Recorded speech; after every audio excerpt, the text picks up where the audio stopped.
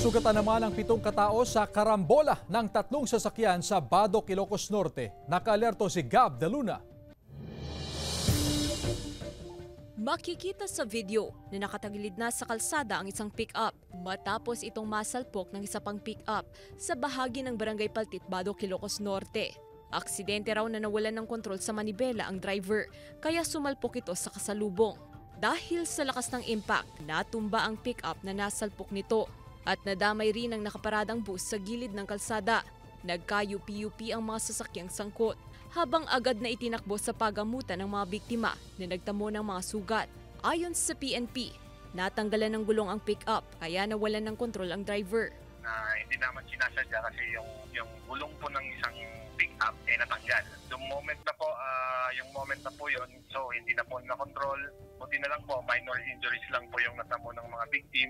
Nagkaaregluhan naman ang mga sangkot. Nagpaalala rin ng PNP sa mga motorista na mag-ingat sa pagmamaneho. Considering po yung init ng panahon, talagang kailangan natin i-check yung blow buckets natin. Tinatawag na you have to check your, of course, yung engine mo, sa gulong, air, water, especially sa gulong po kasi mainit yung panahon.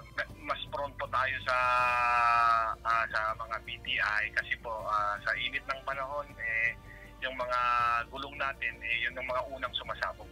Gab de Luna, 1 North Central Luzon.